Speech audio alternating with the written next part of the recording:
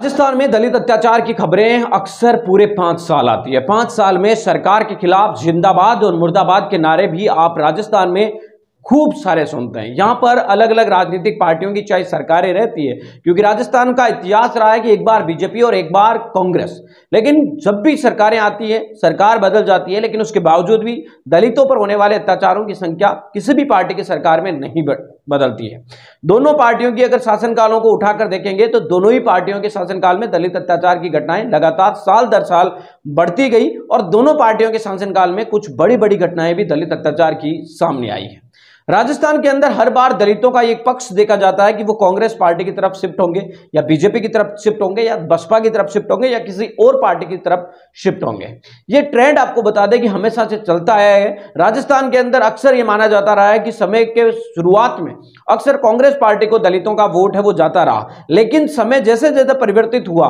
तो लोगों में जैसे जैसे जागरूकता आई, अलग अलग राजनीतिक पार्टियों को भी वोट है वो देना शुरू किया। जब बहुजन समाज पार्टी राजस्थान के अंदर आई तो 2008 में बहुजन समाज पार्टी को करीब 9.5% वोट मिलना भी एक ऐतिहासिक रहा और लोगों में यह लगा भी था कि दलितों के ऊपर होने वाले अत्याचार के खिलाफ उन्होंने एक तरफा वोट है वो बीएसपी की तरफ ट्रांसफर है वो कर दिया। लेकिन समय के अनुकूल बहुजन समाज पार्टी 2 बार चुनाव में जीती और जीतने के बाद उनके कैंडिडेट है वो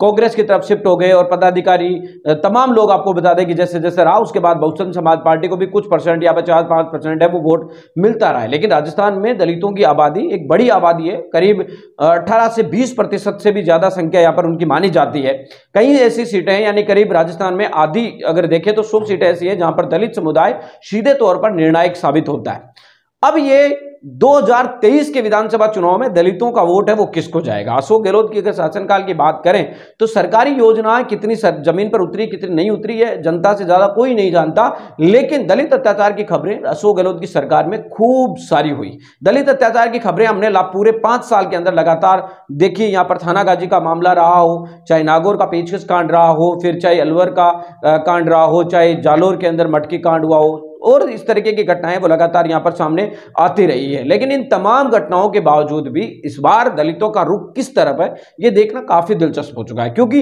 राजस्थान के अंदर एक नई पार्टी आजाद समाज पार्टी का भी राजस्थान में पहला चुनाव है। आजाद समाज पार्टी इसलिए भी महत्वपूर्ण हो जाती है क्योंकि चंद्रशेखर आजाद राजस्थान में होने वाली दलित अत्याचार की बड़ी घटनाओं में प्रमुख तौर से भाग भी लेते हैं। हर मामले के अंदर राजस्थान में जो बड़ी घटनाएं हुई है उन पर चंद्रशेखर आजाद पहुंचे भी हैं। तो ऐसे में यह देखना दिलचस्प होगा कि क्या चंद्रशेखर आजाद को राजस्थान के जो दलित समुदाय के लोग हैं वो कितनी बड़ी संख्या में वोट देते हैं। हालांकि कई सीटों के ऊपर निर्णायक भी है और कई सीटों के ऊपर लोगों का यह इंतजार भी है कि चंद्रशेखर आजाद का इशारा किस तरह पे होगा। दूसरी तरफ बहुजन समाज पार्टी के अध्यक्ष मायावती जी भी भरतपुर, नागौर, जो क्षेत्र जिनमें अत्याचार की घटनाएं हुई हैं उन क्षेत्रों को भी, और जहां पर बहुजन समाज पार्टी मजबूत है उन क्षेत्रों को वो काफी ज्यादा टारगेट करके 8 से ज्यादा रैलियां कर रही है। तो ऐसे में राजस्थान में इस बार जो एक 2 धड़े बटे हुए नजर आ रहे हैं, एक युवाओं का एक बुजुर्गों का। बुजुर्गों का जो मत है वो एक तरफ है, वो एक तरफ जाने की कोशिश कर रहे हैं, वहीं जो युवा वर्ग का व्यक्ति है या युवा जो वोटर है उनकी सोच है वो बुजुर्गों से उलट है।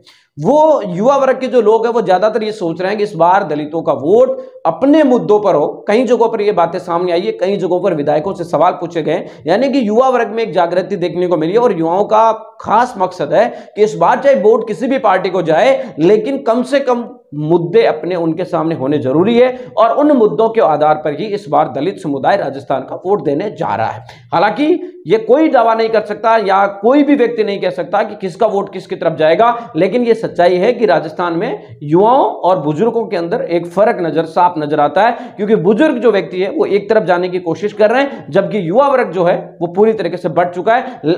युवा वर्ग जो है वो दूसरी तरफ जाने के लिए तैयार है। वहीं आपको बता दें कि युवाओं के साथ महिलाओं की भी बड़ी भागीदारी है, क्योंकि महिलाएं भी युवा जिस तरफ डाइवर्ट होंगे उसी तरफ जाएंगे। तो ऐसे में चंद्रशेखर आजाद की उपस्थिति, चंद्रशेखर आजाद कितने पहुंचते हैं वो भी, बीएसपी सुप्रीमो मायावती जी का राजस्थान में प्रचार, बीएसपी के कैंडिडेटों की ताकत,